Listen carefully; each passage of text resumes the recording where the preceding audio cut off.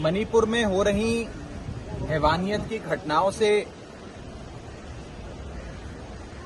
सरकार से जवाब मांगने के लिए आज आम आदमी पार्टी और आम आदमी पार्टी के सदन के नेता संजय सिंह जी ने लगातार चेयरमैन साहब से निवेदन किया कि मणिपुर के विषय पे चर्चा हो, मणिपुर के विषय पे सरकार जवाब दे कि हमारे देश का एक अभिन्न अंग, हमारा एक महत्वपूर्ण बॉर्डर स्टेट मणिपुर क्यों जल रहा है, वहां क्या परिस्थिति है।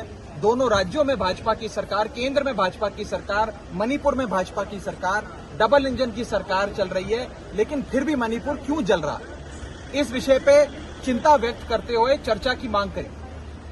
सदन की कार्रवाई जब शुरू हुई, अपनी ही निर्धारित जगह पर खड़े होकर मांग करते रहे संजय सिंह जी कि मौका मिले अपनी बात रखने का, मणिपुर पे चर्चा मांगने का, लेकिन चेयरमैन साहब ने हमारी ओर नहीं देखा। संजय सिंह जी को छोड़िए, विपक्ष की ओर ही नहीं देखा। तो 8-10 मिनट तक रिक्वेस्ट करने के बाद संजय सिंह जी चेयर के पास गए और विनती करने का प्रयास किया कि मणिपुर पे चर्चा कराई जाए। रूल 267 के तहत मणिपुर के विषय पे चर्चा हो। लेकिन दुख की बात यह है कि जैसे ही वो अपनी चेयर छोड़कर आगे बढ़े, चेयरमैन साहब ने संजय सिंह जी को सस्पेंड कर दिया, निलंबित कर दिया। लोकतंत्र में अगर सत्ता पक्ष और विपक्ष अहम मुद्दों पर साथ बहस नहीं कर सकता, चर्चा नहीं कर सकता, तो फिर लोकतंत्र का मतलब क्या रह जाता। मैं पूछना चाहता हूं, ऐसा कौन सा गुनाह संजय सिंह ने कर दिया, ऐसा कौन सा अपराध संजय सिंह ने कर दिया कि उन्हें सस्पेंड करना पड़ा आज। क्या चर्चा की मांग करना कोई अपराध है? क्या मणिपुर के लोगों की आवाज उठाना कोई अपराध है? क्या मणिपुर की बेटियों की चीखें भारतीय जनता पार्टी के नेताओं के कानों तक पहुंचाना कोई अपराध है? और अगर ये अपराध है तो फिर सिर्फ संजय सिंह को नहीं, पूरे विपक्ष को सस्पेंड करिए। विपक्ष का एक भी नेता ना बच पाए, सबको सस्पेंड कर दीजिए और सिर्फ बीजेपी के सांसदों को बिठाकर सदन चलाइए।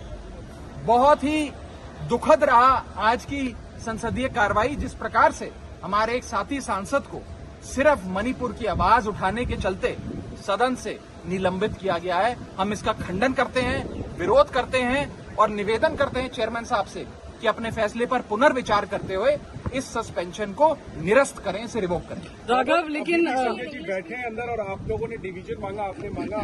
देखिए, सस्पेंशन के दौरान भी जब वो सस्पेंशन की कार्रवाई शुरू हुई, मैं भी चेयरमैन साहब की ओर जाते हुए मैंने भी उन्हें आह्वान किया कि डिवीजन कराइए। अगर सस्पेंशन का कार्यक्रम ये कहता है, सस्पेंशन का मोशन ये कहता है कि सस्पेंशन का मोशन जब मूव किया जाता है उसके बाद सदन के भीतर मतदान होता है कि कितने सदस्य चाहते हैं कि मेंबर को सस्पेंड किया जाए और कितने सदस्य चाहते हैं इस मेंबर को सस्पेंड नहीं किया जाए। इसके लिए डिवीजन मांगा गया कि मशीन पर बकायदा अपनी सीट पर लोग बटन दबाकर अपना पक्ष दर्ज कराएं कि सस्पेंड किया जाए या सस्पेंड नहीं किया जाए। दुख की बात यह है कि हमारी भी आवाज नहीं सुनी गई और मात्र वॉइस वोट से सिर्फ सत्ता पक्ष की ओर देखते हुए इस सस्पेंशन को अंजाम दिया गया।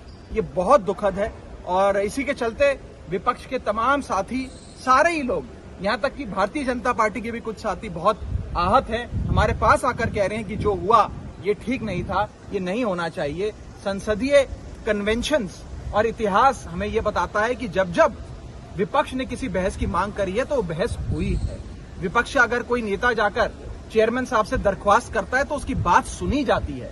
लेकिन आज एक ऐसा दौर, एक ऐसे लोकतंत्र में, मोदी सरकार के, भाजपा सरकार के लोकतंत्र में हम लोग जी रहे हैं जहां मणिपुर की आवाज उठाने पर सांसदों को बेरहमी से निलंबित किया जा रहा है, सस्पेंड किया जा रहा है। लेकिन चेयर की तरफ से राघव आपत्ति जताई गई कि आप सस्पेंडेड एमपी हैं, आप नहीं बैठ सकते हैं, उसके बाद भी वो बैठे हैं। क्या वहीं बैठे रहेंगे संजय सिंह जी जब हाउस दोबारा बैठेगा? देखिए, बिल्कुल संजय सिंह जी वहीं बैठे हैं, वहीं बैठे रहेंगे और अपना विरोध दर्ज कराएंगे।